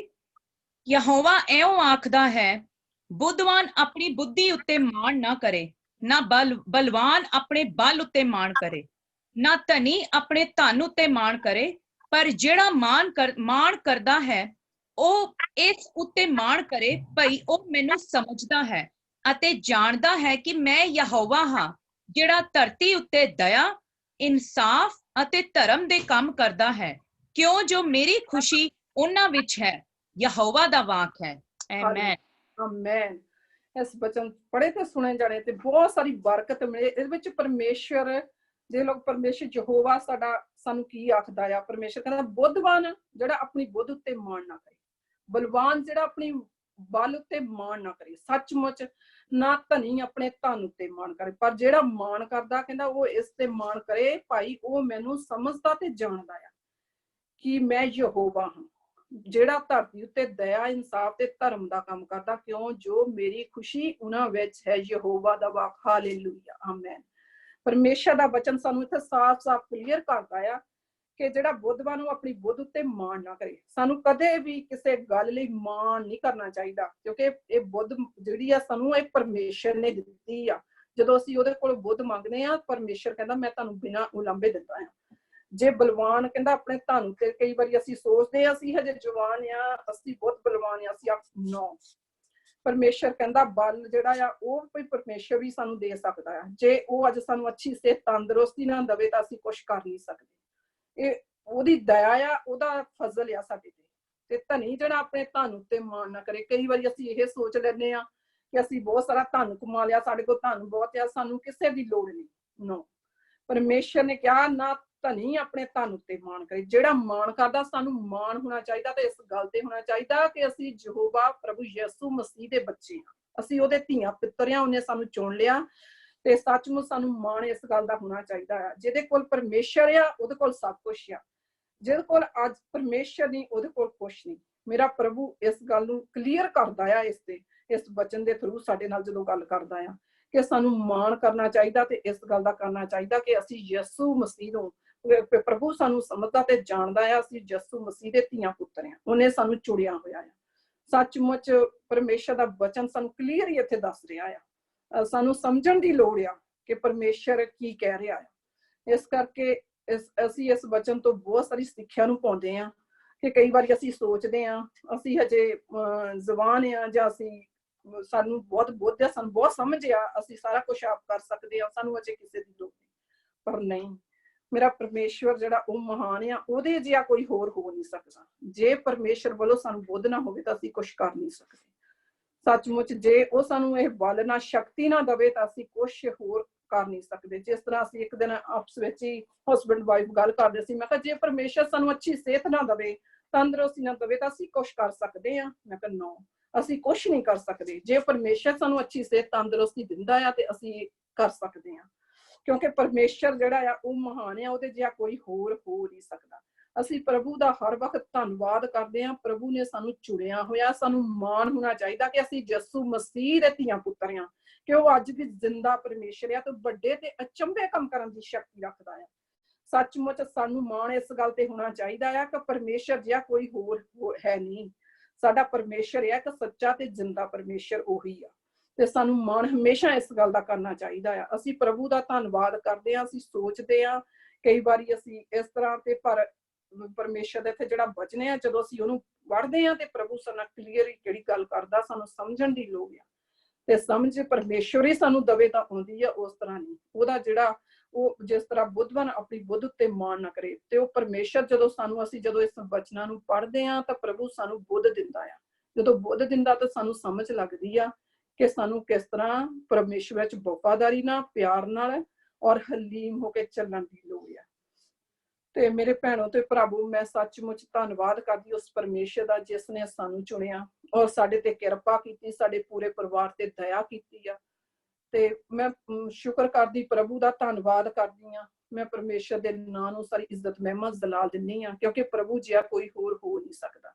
ਮੇਰਾ ਪਰਮੇਸ਼ਰ ਹੀ ਇੱਕ ਸੱਚਾ ਤੇ ਜ਼ਿੰਦਾ ਪਰਮੇਸ਼ਰ ਆ। ਸੱਚਮੁੱਚ ਸਾਨੂੰ ਇਹ ਹੀ ਆ ਕਿ ਸਾਨੂੰ ਦਿਲ ਤੋਂ ਹਰ ਇੱਕ ਨੂੰ ਮਾਫ ਕਰਨ ਦੀ ਲੋੜ ਆ। ਸਾਨੂੰ ਦਿਲ ਤੋਂ ਸਮਝਣਾ ਚਾਹੀਦਾ ਆ ਕਿ ਪਰਮੇਸ਼ਰ ਦਾ ਵਚਨ ਕੀ। ਅਸੀਂ ਬਾਈਬਲ ਨੂੰ ਕਈ ਵਾਰੀ ਬਹੁਤ ਸਾਰੀਆਂ ਸਟੋਰੀਆਂ ਨੂੰ ਅਸੀਂ ਜੋ ਵੀ ਆ ਪਵਿੱਤਰ ਬਾਈਬਲ ਵਚਨ ਵਿੱਚ ਅਸੀਂ ਪੜ੍ਹਦੇ ਤਾਂ ਹੈਗੇ ਆ, ਪਰ ਕਈ ਵਾਰੀ ਅਸੀਂ ਉਹਨਾਂ ਤੇ ਮੰਨਣ ਨਹੀਂ ਕਰਦੇ। ਜਦੋਂ ਅਸੀਂ ਮੰਨਣ ਨਹੀਂ ਕਰਦੇ ਤਾਂ ਸਾਨੂੰ ਪਤਾ ਨਹੀਂ ਲੱਗਦਾ ਕਿ ਪਰਮੇਸ਼ਰ ਸਾਡੇ ਨਾਲ ਵਚਨ ਵਿੱਚ ਕਿਸ ਤਰ੍ਹਾਂ ਗੱਲਬਾਤ ਕਰਦਾ ਆ। ਤੇ ਇਸ ਕਰਕੇ ਲੋੜ ਆ ਕਿ ਸਾਨੂੰ ਜਦੋਂ ਅਸੀਂ ਵਚਨ ਨੂੰ ਵਾਰ-ਵਾਰ ਪੜ੍ਹੀਏ, ਉੱਤੇ ਮਨਨ ਕਰੀਏ ਕਿ ਪਰਮੇਸ਼ਰ ਕਿਸ ਗੱਲ ਲਈ ਸਾਨੂੰ ਕਦੋਂ ਪ੍ਰੇਰਿਤ ਕਰਦਾ, ਕਿੱਦਾਂ ਸਾਨੂੰ ਪ੍ਰਭੂ 'ਚ ਚੱਲਣਾ ਚਾਹੀਦਾ ਆ, ਕਿਸ ਤਰ੍ਹਾਂ ਸਾਨੂੰ ਲੋੜ ਆ ਪਰਮੇਸ਼ਰ ਚੱਲਣ ਦੀ, ਹਲੀਮ ਹੋ ਕੇ ਉਸਦੇ ਪਿਆਰ ਦੇ ਵਿੱਚ ਹੋ ਕੇ ਸਾਨੂੰ ਚੱਲਣ ਦੀ ਲੋੜ ਆ। ਕੋਈ ਵੀ ਕਿਸੇ ਤਰ੍ਹਾਂ ਦੀ ਸਾਡੇ ਨਾਲ ਕੋਈ ਵੀ ਕਿਸੇ ਤਰ੍ਹਾਂ ਦੀ ਵੀ ਸਾਡੇ ਦਿਲ 'ਚ ਕਿਸੇ ਲਈ ਕੋਈ ਗਿਲਾ ਆ, ਕੋਈ ਸ਼ਿਕਵਾ ਆ, ਤੇ ਸਾਨੂੰ ਮਾਫ ਕਰਨ ਦੀ ਲੋੜ ਆ, ਉਹ ਵੀ ਦਿਲ ਤੋਂ। ਜੇ ਅਸੀਂ ਦਿਲ ਤੋਂ ਮਾਫ ਕਰਦੇ, ਪਰਮੇਸ਼ਰ ਦਿਲਾਂ ਨੂੰ, ਗੁਰਦਿਆਂ ਨੂੰ ਜਾਂਚਦਾ ਆ। ਉਹਨੂੰ ਹਰ ਇੱਕ ਚੀਜ਼ ਦਾ ਕਰਿਆ ਆਪਣੇ ਬੱਚਿਆਂ ਦਾ। ਔਰ ਸਾਨੂੰ ਇਹੀ ਚਾਹੀਦਾ ਆ ਕਿ ਅਸੀਂ ਰੂਹ ਨਾਲ, ਸੱਚਾਈ ਦੇ ਨਾਲ, ਵਫਾਦਾਰੀ ਨਾਲ ਪਰਮੇਸ਼ਰ ਵਿੱਚ ਚੱਲੀਏ। ਜਦੋਂ ਅਸੀਂ ਰੂਹ ਨਾਲ, ਸੱਚਾਈ ਨਾਲ, ਵਫਾਦਾਰੀ ਨਾਲ ਪਰਮੇਸ਼ਰ ਵਿੱਚ ਚੱਲਦੇ ਹਾਂ ਤਾਂ ਪਰਮੇਸ਼ਰ ਸਾਡੇ ਕੋਲੋਂ ਕਦੀ ਵੀ ਕਿਸੇ ਚੰਗੀ ਵਸਤੂ ਨੂੰ ਰੋਕ ਨਹੀਂ ਰੱਖਦਾ। ਪਰਮੇਸ਼ਰ ਸਾਨੂੰ ਹਰ ਇੱਕ ਬਰਕਤ ਨਾਲ ਭਰਦਾ। ਸਾਨੂੰ ਇਹੀ ਸਮਝਣ ਦੀ ਲੋੜ ਆ। ਮੈਂ ਪ੍ਰਭੂ ਦਾ ਧੰਨਵਾਦ ਇੱਥੇ ਕਰਦੀ ਹਾਂ, ਥੈਂਕ ਯੂ ਕਰਦੀ ਹਾਂ ਕਿ ਪਰਮੇਸ਼ਰ ਨੇ ਸਾਨੂੰ ਚੁਣਿਆ, ਸਾਡੇ ਤੇ ਕਿਰਪਾ ਕੀਤੀ, ਦਇਆ ਕੀਤੀ ਕਿ ਅਸੀਂ ਵੀ ਇਸ ਵਚਨ ਨੂੰ ਜਦੋਂ ਪੜ੍ਹਦੇ ਹਾਂ ਤਾਂ ਸਾਨੂੰ ਵੀ ਪਰਮੇਸ਼ਰ ਜਦੋਂ ਸਾਡੇ ਨਾਲ ਗੱਲਬਾਤ ਕਰਦਾ, ਸਾਨੂੰ ਪਤਾ ਲੱਗਦਾ ਕਿ ਪਰਮੇਸ਼ਰ ਸਾਡੇ ਤੋਂ ਕੀ ਚਾਹੁੰਦਾ ਆ, ਕਿਸ ਤਰ੍ਹਾਂ ਦੇ ਸਾਨੂੰ ਹੋਣਾ ਚਾਹੀਦਾ ਆ, ਕਿਸ ਤਰ੍ਹਾਂ ਸਾਨੂੰ ਪ੍ਰਭੂ ਦੇ ਵਿੱਚ ਚੱਲਣ ਦੀ ਲੋੜ ਆ। ਪ੍ਰਭੂ ਦੇ ਨਾਂ ਨੂੰ ਮਹਿਮਾ ਮਿਲੇ, ਉਹਦੇ ਨਾਂ ਨੂੰ ਜਲਾਲ ਮਿਲੇ, ਕਿਉਂਕਿ ਮੇਰਾ ਮਸੀਹਾ ਹੀ ਇੱਕ ਸੱਚਾ ਤੇ ਜ਼ਿੰਦਾ ਪਰਮੇਸ਼ਰ ਆ। ਉਹੀ ਸਭ ਕੁਛ ਕਰਨ ਦੀ ਸ਼ਕਤੀ ਰੱਖਣ ਵਾਲਾ ਪ੍ਰਭੂ ਆ। ਸੱਚਮੁੱਚ ਅਸੀਂ ਪ੍ਰਭੂ ਦਾ ਧੰਨਵਾਦ ਕਰਦੇ ਹਾਂ। ਅਸੀਂ ਥੈਂਕ ਯੂ ਕਰਦੇ ਹਾਂ ਉਸ ਪਰਮੇਸ਼ਰ ਦਾ ਕਿ ਉਹਦਾ ਵਚਨ ਸੱਚਾ ਆ, ਉਹਦੇ ਵਾਅਦੇ ਸੱਚੇ ਆ, ਉਹਦਾ ਪਿਆਰ ਸੱਚਾ ਆ। ਸੱਚਮੁੱਚ ਉਹਦਾ ਇੱਕ ਇੱਕ ਵਚਨ ਜਿਹੜਾ ਜਦੋਂ ਅਸੀਂ ਉਸਨੂੰ ਪੜ੍ਹਦੇ ਹਾਂ ਤੇ ਸੱਚਮੁੱਚ ਅਸੀਂ ਉਸ ਆਨੰਦ ਤੇ ਉਸ ਖੁਸ਼ੀ ਨਾਲ ਭਰ ਜਾਂਦੇ ਹਾਂ, ਕਿਉਂਕਿ ਪ੍ਰਭੂ ਮਹਾਨ ਆ, ਉਹਦੇ ਜਿਹਾ ਕੋਈ ਹੋਰ ਹੋ ਨਹੀਂ ਸਕਦਾ। ਮੈਂ ਪ੍ਰਭੂ ਦਾ ਇੱਥੇ ਧੰਨਵਾਦ ਕਰਦੀ ਹਾਂ, ਉਹਦਾ ਥੈਂਕ ਯੂ ਕਰਦੀ ਹਾਂ। ਜਦੋਂ ਮੈਂ ਸੱਚਮੁੱਚ ਇਹਨਾਂ ਵਚਨਾਂ ਨੂੰ ਪੜ੍ਹਿਆ ਤਾਂ ਪਰਮੇਸ਼ਰ ਦਾ ਜਿਹੜਾ ਆਤਮਾ ਜਦੋਂ ਸਾਡੇ ਨਾਲ ਗੱਲਬਾਤ ਕਰਦਾ ਤੇ ਅਸੀਂ ਸੋਚਦੇ ਹਾਂ ਕਈ ਵਾਰੀ ਇਹੀ, ਅਸੀਂ ਜਦੋਂ ਵਚਨਾਂ ਨੂੰ ਆਪਣੇ ਬੱਚਿਆਂ ਨਾਲ ਵੀ ਤਾਂ ਸਾਨੂੰ ਬੜੀ ਖੁਸ਼ੀ ਹੁੰਦੀ ਆ, ਮਾਣ ਹੁੰਦਾ ਕਿ ਅਸੀਂ ਪਰਮੇਸ਼ਰ ਦੇ ਧੀਆਂ ਪੁੱਤਰ ਹਾਂ, ਪਰਮੇਸ਼ਰ ਨੇ ਸਾਨੂੰ ਚੁਣਿਆ ਹੋਇਆ ਆ। ਤੇ ਸਾਨੂੰ ਹਮੇਸ਼ਾ ਹੀ ਪ੍ਰਭੂ 'ਚ ਵਫਾਦਾਰੀ ਨਾਲ, ਪਿਆਰ ਦੇ ਨਾਲ, ਹਲੀਮੀ ਨਾਲ ਚੱਲਣ ਦੀ ਲੋੜ ਆ। ਤੇ ਉਸਦੇ ਇੱਕ ਇੱਕ ਵਚਨ ਨੂੰ ਜਦੋਂ ਅਸੀਂ ਫੋਲੋ ਕਰਦੇ ਹਾਂ, ਪਰਮੇਸ਼ਰ ਮੈਂ ਕਹਿੰਦੀ ਸੱਚਮੁੱਚ ਇੰਨਾ ਮਹਾਨ ਪ੍ਰਭੂ ਆ ਨਾ, ਉਹ ਸੱਚਮੁੱਚ ਸਾਡੀ ਜ਼ਿੰਦਗੀ ਨੂੰ ਖੁਸ਼ੀਆਂ ਨਾਲ, ਆਨੰਦ ਨਾਲ ਭਰ ਦਿੰਦਾ ਹੈ। ਉਹ ਸਾਨੂੰ ਸੱਚਮੁੱਚ ਕਿਸੇ ਵੀ ਅਸੀਂ ਆਪਣੇ ਪੱਖ ਨੂੰ ਜਦੋਂ ਦੇਖਦੇ ਹਾਂ ਤਾਂ ਅਸੀਂ ਹੈਰਾਨ ਹੋ ਜਾਂਦੇ ਹਾਂ। ਅਸੀਂ ਕਹਿੰਦੇ ਹੈ ਅਸੀਂ ਤਾਂ ਇਹ ਗੱਲ ਸੋਚੀ ਨਹੀਂ ਸੀ, ਪਰ ਮੇਰਾ ਪਰਮੇਸ਼ਰ ਸਾਡੀਆਂ ਸੋਚਾਂ ਤੋਂ ਵੀ ਉੱਪਰ ਸਾਡੇ ਲਈ ਸੋਚਦਾ ਆ। ਇਸ ਕਰਕੇ ਇਹੀ ਆ ਕਿ ਪ੍ਰਭੂ ਦਾ ਜਿਹੜਾ ਵਚਨ ਆ ਉਹ ਸੱਚਾ ਆ। ਜਦੋਂ ਅਸੀਂ ਉੱਤੇ ਚੱਲਦੇ ਹਾਂ ਤਾਂ ਪ੍ਰਭੂ ਸਾਡੇ ਤੋਂ ਕਦੀ ਵੀ ਕਿਸੇ ਚੰਗੀ ਵਸਤੂ ਨੂੰ ਰੋਕਦਾ ਨਹੀਂ। ਜਿਸ ਤਰ੍ਹਾਂ ਪਿਤਾ ਪਰਮੇਸ਼ਰ ਨੇ 34 ਸਬੂਤ ਦੀ ਦੱਸਿਆ ਤੇ ਸ਼ੇਰ ਬੱਚਿਆਂ ਨੂੰ ਭੁੱਖ ਲੱਗਦੀ ਤੇ ਕਹਿੰਦਾ ਘਾਟਾ ਪੈਂਦਾ, ਯਹੋਵਾ ਦੇ ਤਲੀਬਾਂ ਨੂੰ ਕਿਸੇ ਚੰਗੀ ਵਸਤੂ ਥੋੜੀ ਹੋਵੇਗੀ। ਸੱਚਮੁੱਚ ਪ੍ਰਭੂ ਦਾ ਵਚਨ ਸੱਚਾ ਆ। ਜਦੋਂ ਅਸੀਂ ਸੱਚਾਈ ਦੇ ਨਾਲ ਉਹਦੇ ਹਰ ਇੱਕ ਵਚਨ ਨੂੰ ਫੋਲੋ ਕਰਦੇ ਹਾਂ ਤਾਂ ਪਰਮੇਸ਼ਰ ਸਾਡੇ ਤੋਂ ਕਦੀ ਵੀ ਸਾਨੂੰ ਕਿਸੇ ਚੀਜ਼ ਦੀ ਪਰਮੇਸ਼ਰ ਕਹਿੰਦਾ ਕਮੀ ਨਹੀਂ ਹੋਊਗੀ। ਇਹ ਗੱਲ ਸੱਚੀ ਆ। ਇਹ ਵਾਅਦਾ ਜਿਹੜਾ ਪ੍ਰਭੂ ਦਾ ਸੱਚਾ ਆ, ਉਹਦੇ ਵਚਨ ਜਿਹੜੇ ਆ ਸੱਚੇ ਆ। ਜਦੋਂ ਅਸੀਂ ਉਹਦੇ ਇੱਕ ਇੱਕ ਵਚਨ ਨੂੰ ਪੜ੍ਹਦੇ ਹਾਂ ਤਾਂ ਅਸੀਂ ਜਾਣਦੇ ਹਾਂ ਕਿ ਪਰਮੇਸ਼ਰ ਸਾਡੀਆਂ ਜ਼ਿੰਦਗੀਆਂ 'ਚ ਕਿੱਡੇ ਵੱਡੇ ਤੇ ਅਚੰਭੇ ਕੰਮ ਕਰਦਾ ਆ। ਮੈਂ ਪ੍ਰਭੂ ਦਾ ਇਸ ਵਚਨ ਲਈ ਧੰਨਵਾਦ ਕਰਦੀ, ਉਹਦਾ ਸ਼ੁਕਰ ਕਰਦੀ, ਉਹਦੀ ਤਾਰੀਫ ਕਰਦੀ, ਪਰਮੇਸ਼ਰ ਦੀ ਮਹਿਮਾ ਕਰਦੀ ਹਾਂ, ਮੈਂ ਪਰਮੇਸ਼ਰ ਦੀ ਵਡਿਆਈ ਕਰਦੀ ਹਾਂ। ਜਦੋਂ ਮੈਂ ਇਹਨਾਂ ਵਚਨਾਂ ਨੂੰ ਪੜ੍ਹਿਆ ਤਾਂ ਪਰਮੇਸ਼ਰ ਨੇ ਮੇਰੇ ਨਾਲ ਗੱਲਬਾਤ ਕੀਤੀ ਕਿ ਸੱਚਮੁੱਚ ਸਾਨੂੰ ਕਦੇ ਵੀ ਇਸ ਤਰ੍ਹਾਂ ਸੋਚਣਾ ਨਹੀਂ ਚਾਹੀਦਾ ਵੀ ਅਸੀਂ ਸੱਚਮੁੱਚ ਇਹਨਾਂ ਗੁੱਸੇ ਆ ਤਾਂ ਗੁੱਸੇ ਰਹੀਏ। ਨਾ, ਪਰਮੇਸ਼ਰ ਕਹਿੰਦਾ ਦਿਲ ਤੋਂ ਉਹਨਾਂ ਨੂੰ ਮਾਫ ਕਰੋ। ਦਿਲ ਤੋਂ ਜਦੋਂ ਮਾਫੀ ਅਸੀਂ ਦੇਵਾਂਗੇ ਤੇ ਅਸੀਂ ਸੱਚਮੁੱਚ ਪ੍ਰਭੂ ਦੀਆਂ ਵੱਡੀਆਂ ਤੇ ਅਚੰਭੇ ਕੰਮਾਂ ਨੂੰ, ਆਪਣੇ ਜੀਵਨ ਵੱਡੀਆਂ ਬਰਕਤਾਂ ਨੂੰ ਤੇ ਅਚੰਭੇ ਕੰਮਾਂ ਨੂੰ ਦੇਖਾਂਗੇ। ਸੱਚਮੁੱਚ ਪ੍ਰਭੂ ਦਾ ਵਚਨ ਸੱਚਾ ਆ। ਅਸੀਂ ਜਦੋਂ ਪੜ੍ਹਦੇ ਹਾਂ ਤਾਂ ਫੇਰ ਹੀ ਅਸੀਂ ਜਾਣਦੇ ਹਾਂ ਕਿ ਪਰਮੇਸ਼ਰ ਸਾਡੇ ਲਈ ਕੀ ਕਰ ਸਕਦਾ ਹੈ। ਇਹ ਵਚਨ ਸੱਚੇ ਆ, ਪਰਮੇਸ਼ਰ ਦੇ ਉਹਦੇ ਵਾਅਦੇ ਜਿਹੜੇ ਆ ਸੱਚੇ ਆ। ਇਸ ਤੋਂ ਬਾਅਦ ਪਰਮੇਸ਼ਰ ਦਾ ਮੈਂ ਧੰਨਵਾਦ ਕਰਦੀ, ਉਹਦਾ ਸ਼ੁਕਰ ਕਰਦੀ, ਉਹਦੀ ਤਾਰੀਫ ਕਰਦੀ ਹੈ ਸੱਚੇ ਵਚਨ ਲਈ, ਉਹਦੇ ਸੱਚੇ ਵਾਅਦੇ ਲਈ। ਜਦੋਂ ਅਸੀਂ ਪਿਤਾ ਪਰਮੇਸ਼ਰ ਦਾ ਧੰਨਵਾਦ ਕਰਦੇ, ਕਈ ਵਾਰੀ ਅਸੀਂ ਸੋਚ ਲੈਂਦੇ ਹਾਂ, ਅਸੀਂ ਕਹਿੰਦੇ ਹਾਂ ਕਈ ਵਾਰੀ ਸਾਡੇ ਬੱਚੇ ਆ, ਅਸੀਂ ਬਹੁਤ ਸਾਰੀਆਂ ਅਸੀਂ ਬਿਜ਼ੀ ਹਾਂ ਆਪਣੀ ਲਾਈਫ ਦੇ ਵਿੱਚ। ਸੱਚਮੁੱਚ ਮੇਰਾ ਪਰਮੇਸ਼ਰ, ਜਿਸ ਤਰ੍ਹਾਂ ਮੈਂ ਪਿਛਲੇ ਵੀਕ ਦੇ ਵਿੱਚ ਵੀ ਇੱਕ ਵਚਨ ਸੁਣਦੀ ਪਈ ਸੀ ਸਿਸਟਰ ਕੋਲੋਂ, ਉਹਨਾਂ ਨੇ ਜਦੋਂ ਕਿਹਾ ਕਿ ਸਾਡੀ ਸੇਵਾ ਜਿਹੜੀ ਘਰ ਤੋਂ ਹੀ ਸ਼ੁਰੂ ਹੁੰਦੀ ਆ। ਇਹ ਗੱਲ ਸੱਚੀ ਆ ਕਿ ਜੇ ਅਸੀਂ ਘਰਾਂ ਦੇ ਵਿੱਚ, ਪਰਮੇਸ਼ਰ ਤਾਂ ਹਰ ਜਗ੍ਹਾ ਸਾਨੂੰ ਦੇਖਦਾ, ਹਰ ਟਾਈਮ ਸਾਡੇ ਨਾਲ ਆ। ਮੇਰਾ ਮਸੀਹਾ ਉਹ ਤਾਂ ਦੇਖਦਾ ਅਸੀਂ ਕਿਸ ਤਰ੍ਹਾਂ ਚੱਲਦੇ ਹਾਂ, ਹਰ ਇੱਕ ਗੱਲ ਮੇਰਾ ਪਰਮੇਸ਼ਰ ਦੇਖਦਾ ਆ, ਹਨਾ। ਸਾਨੂੰ ਸਭ ਤੋਂ ਪਹਿਲਾਂ ਸਾਡੀ ਸੇਵਾ ਜਿਹੜੀ ਆ ਉਹ ਸਾਡੇ ਘਰ ਤੋਂ ਸ਼ੁਰੂ ਹੁੰਦੀ ਹੈ। ਜਦੋਂ ਅਸੀਂ ਘਰਾਂ ਦੇ ਵਿੱਚ ਸਹੀ ਚੱਲਦੇ ਹਾਂ, ਆਪਣੇ ਬੱਚਿਆਂ ਦੇ ਨਾਲ ਟਾਈਮ ਸਪੈਂਡ ਕਰ ਰਹੇ ਹਾਂ, ਆਪਣੇ ਹਸਬੈਂਡ ਦੇ ਨਾਲ ਟਾਈਮ ਸਪੈਂਡ ਕਰ ਰਹੇ ਹਾਂ, ਔਰ ਇਕੱਠੇ ਦੁਆ ਪ੍ਰਾਰਥਨਾ ਵਿੱਚ ਬਣੇ ਰਹਿੰਦੇ ਹਾਂ, ਔਰ ਹਰ ਇੱਕ ਕੰਮ ਨੂੰ ਮੋਢੇ ਨਾਲ ਮੋਢਾ ਜੋੜ ਕੇ ਕਰਦੇ ਹਾਂ, ਤਾਂ ਸੱਚਮੁੱਚ ਸਾਡੀ ਸੇਵਾ ਸਾਡੇ ਘਰ ਤੋਂ ਸ਼ੁਰੂ ਹੋ ਜਾਂਦੀ ਆ। ਕਿ ਪਰਮੇਸ਼ਰ ਦਾ ਜਦੋਂ ਅਸੀਂ ਬਾਈਬਲ ਨੂੰ ਪੜ੍ਹਦੇ ਹਾਂ, ਵਚਨ ਨੂੰ ਪੜ੍ਹਦੇ ਹਾਂ, ਤਾਂ ਸਾਨੂੰ ਇਹੀ ਆ ਵੀ ਸਾਨੂੰ ਇੱਕ ਦੂਏ ਨਾਲ ਕਿੱਦਾਂ ਚੱਲਣਾ ਚਾਹੀਦਾ ਆ। ਪਰਮੇਸ਼ਰ ਇਹੀ ਦੱਸਦਾ ਸਾਨੂੰ। ਜਦੋਂ ਅਸੀਂ ਇਹ ਦੇਖਦੇ ਹਾਂ ਤਾਂ ਫਿਰ ਅਸੀਂ ਬਾਹਰ ਜਾ ਕੇ ਵੀ ਦੂਜਿਆਂ ਨੂੰ ਪਰਮੇਸ਼ਰ ਦਾ ਵਚਨ ਦੱਸ ਸਕਦੇ ਹਾਂ ਕਿ ਪਰਮੇਸ਼ਰ ਸਾਡੀ ਲਾਈਫ ਵਿੱਚ ਕਿੱਦਾਂ ਦੇ ਕੰਮ ਕਰਦਾ ਆ। ਤੇ ਮੇਰੇ ਭੈਣੋ ਪ੍ਰਭੂ ਇਹੀ ਆ ਕਿ ਸਾਨੂੰ ਦਿਲ ਤੋਂ ਮਾਫੀ ਜਿਹੜੀ ਆ ਉਹ ਦੇਣੀ ਬਹੁਤ ਜ਼ਰੂਰੀ ਆ। ਜਦੋਂ ਅਸੀਂ ਦਿਲ ਤੋਂ ਮਾਫ ਕਰ ਦਿੰਦੇ ਆ ਨਾ, ਸੱਚਮੁੱਚ ਸਾਡੇ ਨਸੀਬਾਂ ਨੂੰ ਪਰਮੇਸ਼ਰ ਉਸ ਦਿਨ ਤੋਂ ਬਹਾਲ ਕਰ ਦਿੰਦਾ। ਸਾਡੀਆਂ ਰੁਕੀਆਂ ਬਰਕਤਾਂ ਸਾਨੂੰ ਮਿਲ ਜਾਂਦੀਆਂ। ਅਸੀਂ ਪ੍ਰਭੂ ਦਾ ਧੰਨਵਾਦ, ਅਸੀਂ ਪਰਮੇਸ਼ਰ ਦਾ ਸ਼ੁਕਰ ਕਰਦੇ ਹਾਂ ਕਿ ਪਰਮੇਸ਼ਰ ਨੇ ਚੁਣਿਆ ਹੋਇਆ ਸਾਨੂੰ ਆਪਣੇ ਕੰਮਾਂ ਲਈ। ਅਸੀਂ ਪ੍ਰਭੂ ਦਾ ਧੰਨਵਾਦ ਕਰਦੇ ਕਿ ਉਹ ਇੱਕ ਸੱਚਾ ਮਸੀਹਾ ਆ, ਉਹ ਪਾਕ ਮਸੀਹਾ, ਉਹਦੇ ਜਿਹਾ ਕੋਈ ਹੋਰ ਹੋ ਨਹੀਂ ਸਕਦਾ। ਸੱਚਮੁੱਚ ਮੈਂ ਪ੍ਰਭੂ ਦਾ ਥੈਂਕ ਯੂ ਕਰਦੀ ਹਾਂ। ਸਾਰੇ ਇਸ ਬਚਨ ਦੇ ਪੜ੍ਹੇ ਤੇ ਸੁਣੇ ਜਾਏ ਤੇ ਸਾਰਿਆਂ ਨੂੰ ਵੱਡੀ ਆਸ਼ੀਸ਼ ਤੇ ਬਰਕਤ ਮਿਲੇ। ਪਰਮੇਸ਼ਰ ਸਾਨੂੰ ਹੋਰ ਬਲ ਦੇਵੇ, ਹੋਰ ਸਮਝ ਦੇਵੇ, ਅਕਲ ਦੇਵੇ। ਅਸੀਂ ਬੁੱਧ ਮੰਗਦੇ ਹਾਂ ਆਪਣੇ ਪਰਮੇਸ਼ਰ ਤੋਂ ਕਿ ਅਸੀਂ ਉਹਦੇ ਬਚਨਾਂ ਤੇ ਸੱਚਾਈ ਨਾਲ, ਰੂਹ ਦੇ ਨਾਲ ਚੱਲ ਸਕੀਏ। ਜਦੋਂ ਅਸੀਂ ਰੂਹ ਨਾਲ ਚੱਲਾਂਗੇ ਤਾਂ ਪਰਮੇਸ਼ਰ ਕਹਿੰਦਾ ਮੈਂ ਤੁਹਾਨੂੰ ਹਰ ਇੱਕ ਬਰਕਤ ਨਾਲ ਭਰ ਦਵਾਂਗਾ। ਅਸੀਂ ਪ੍ਰਭੂ ਦਾ ਧੰਨਵਾਦ ਕਰਦੇ, ਅਸੀਂ ਸ਼ੁਕਰ ਕਰਦੇ ਹਾਂ ਇਸ ਜਗ੍ਹਾ ਤੇ ਪ੍ਰਭੂ ਦਾ ਕਿ ਪਰਮੇਸ਼ਰ ਜਿਹਾ ਕੋਈ ਹੋਰ ਹੋ ਨਹੀਂ ਸਕਦਾ। ਮੇਰੇ ਖੁਦਾ ਦਾ ਥੈਂਕ ਯੂ, ਮੇਰੇ ਪਰਮੇਸ਼ਰ ਦਾ ਧੰਨਵਾਦ। ਮੇਰੇ ਮਸੀਹਾ ਦੇ ਨਾਲੋਂ ਇੱਜ਼ਤ, ਮਹਿਮਾ, ਜਲਾਲ ਮਿਲੇ। ਜਦੋਂ ਅਸੀਂ ਹੁਣ ਪ੍ਰਾਰਥਨਾ ਵੱਲ ਜਾਵਾਂਗੇ ਔਰ ਪਰਮੇਸ਼ਰ ਦੇ ਨਾਮ ਨੂੰ ਅਸੀਂ ਉੱਚਾ ਕਰਾਂਗੇ।